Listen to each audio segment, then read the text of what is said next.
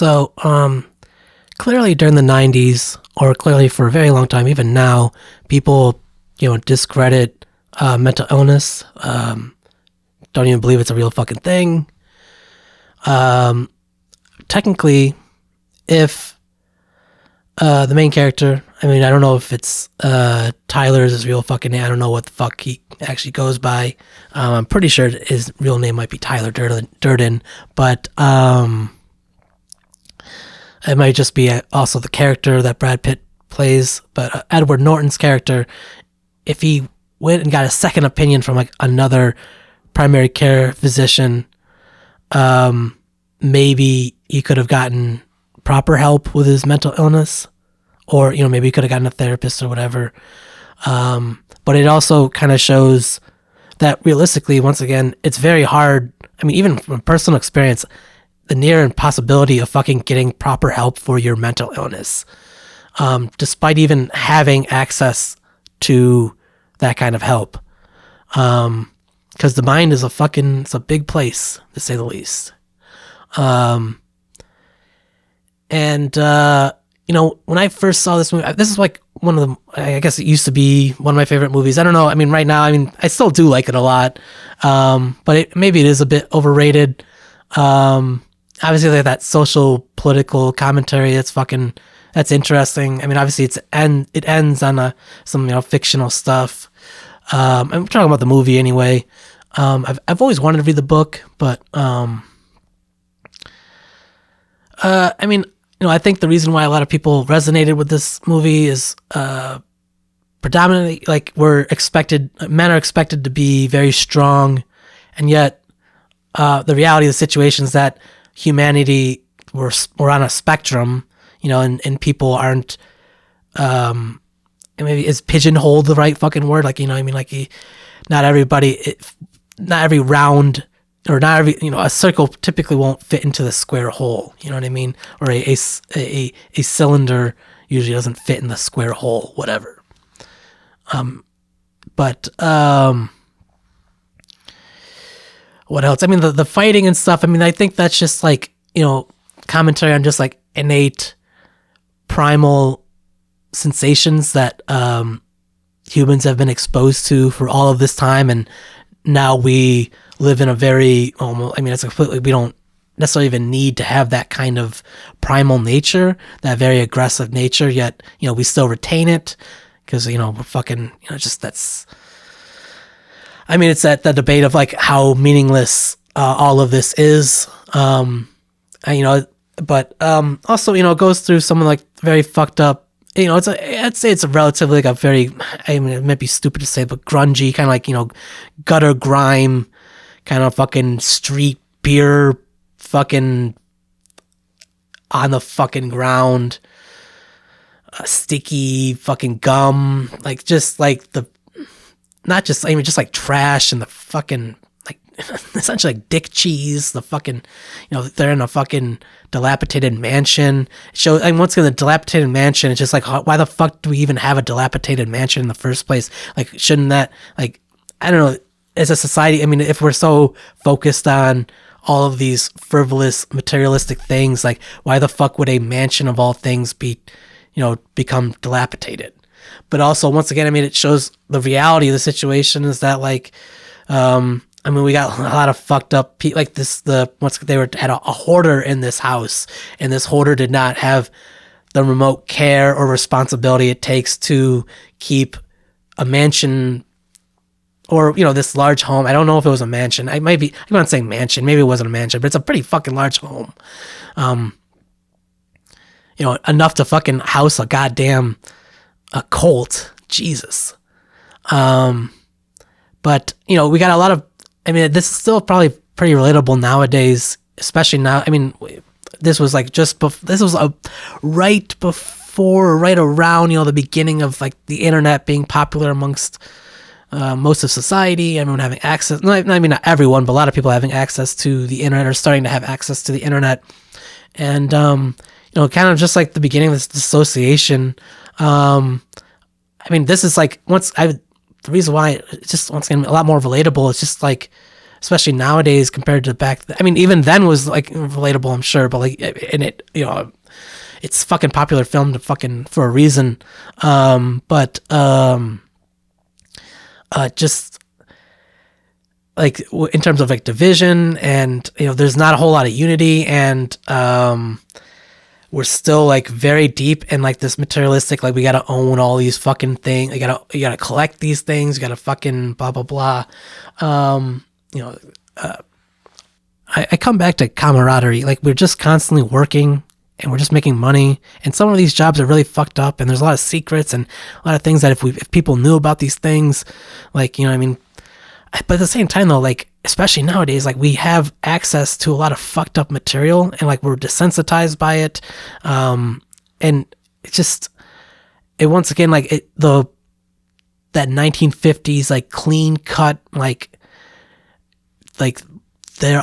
there's just bad guys and good guys, and the bad guys need to get stopped, like, and the bad guy always gets stopped. Like that's just, I mean, maybe not. I mean, probably in the 1950s and 1920s, they probably, I'm sure there's a collection of movies and stories where the bad guy gets away, but which I can't right now at the time think about it. I'm just trying to stick to, but I totally wholeheartedly. But I mean, just you get what I mean. Like there was just that they always, like there's a lot of fucking this conservative effort. Maybe not even. Well, I guess it would be traditional or conservative because you're trying to keep things the same, stay the same or save it.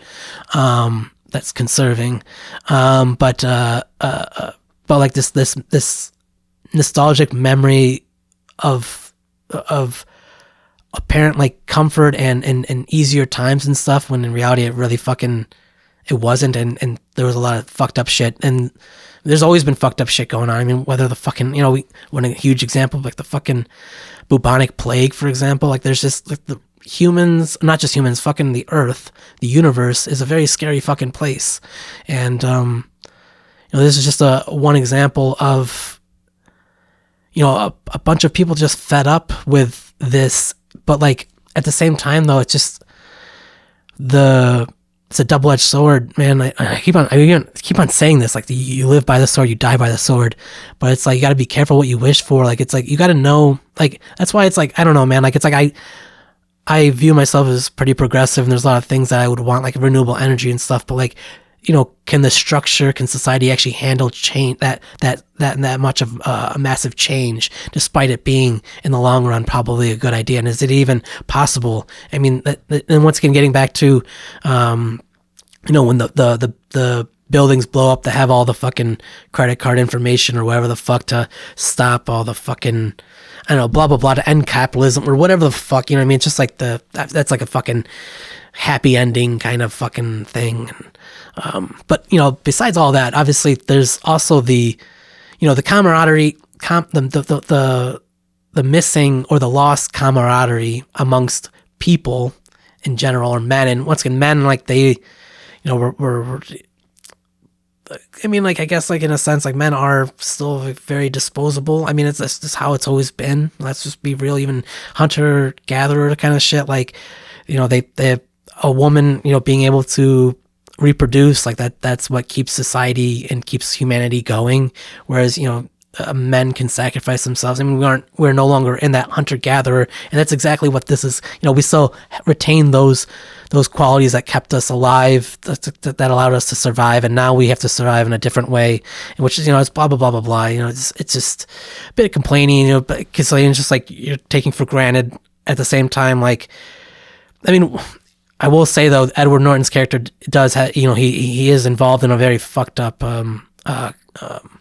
corporation or company, or the insurance, fucking all that shit. And just the shady, like, money being, the settlements and all the shady shit, like the fucking, what gets passed until it doesn't get passed, what's acceptable. I mean, it's a similar, I mean, with the whole fucking, the fat collecting and turning into soap bars and shit like that. It's just like, I mean, it's just like the ugly reality. It's just, I don't know, there's so many, like, it's, anyway, we'll call it like friendship or action or cause, whatever the fuck, passion, whatever the fuck, as I've been talking about, even mental illness and stuff. But also, like, we get a relationship side.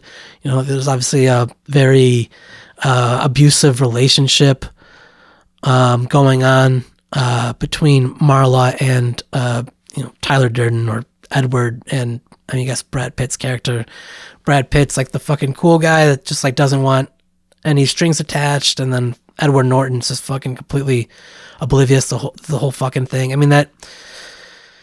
I don't. It's just it's maybe not a perfect example of what mental illness can be, and dissociation and insomnia can do. I don't know how much research was. I don't know, but it's just obviously a fucking story at the same time. And it's just once again like this. Are they soulmates? Is there even soulmates? Or is it just like someone that they just bumped into, and one's willingness to or not to continue something. And Marla Singer's a pretty deep character. She's in a very similar situation, probably out of loneliness. Not exactly the same as Edward's character, but ending up in this like faking pain for sympathy kind of thing. She's also like aware and can comprehend and even have sympathy, if not empathy, for what Tyler's going through. She, it's just another psychologically or mentally ill, like severely ill or disturbed person, and pretty much sad person at their pretty much wit's end, and like just trying to survive the world that's been set up to that point, I guess. Is it dramatic? Yeah. Is it action-packed? Yeah. Does it hit that itch, that primitive itch, as well as that like psychological thriller, maybe a bit sophisticated itch? I would say so. It's definitely not a perfect movie, but you know what I mean? What the fuck is? And at the very least, like you got like two characters suffering from the same thing, depression, but in various different ways. She is very suicidal, and he is just like very despondent, like very lethargic. And now once again, like multiple personality disorder, or was it a split personality or borderline personality disorder? I can't remember, but it might not be perfect, a perfect fucking example of what that looks like. I don't know.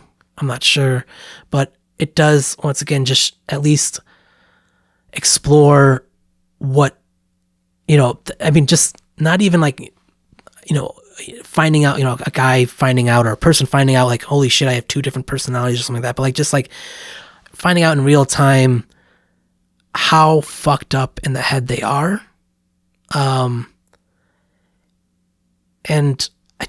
I don't know, just once again, it's a psychological thriller, action packed. It's a very confusing amusement park ride. It's definitely that merry-go-round kind of thing. I guess I'll conclude that little part just saying, like, just coming to terms with like one's own, fucking mental state, I guess. Like just, and that like we all have, we all have, our own different, clearly once, Captain Obvious, we all have our own, mental state based on, our past experiences and genetics and blah, blah, blah, blah, blah. And it's just, I don't know. It's just, how do I, because like, for example, I think, obviously if you see it a second time, the two characters are the same character, but, in Marla's eyes, she sees the same, she's seeing the same, she's seeing Edward Norton's body, despite Edward Norton flipping from character to character. Like literally just, it's supposed to imagine, like, once again, it's just, so she's having a hard time explaining. She's got to detect, if she's, and like, once again, like the willingness that someone, the ability, the, to be able to stick around, or at least like continue to be involved with someone so clearly out of this fucking world, literally because like you still see something in that person. I think that's kind of fucking, it's kind of beautiful, man.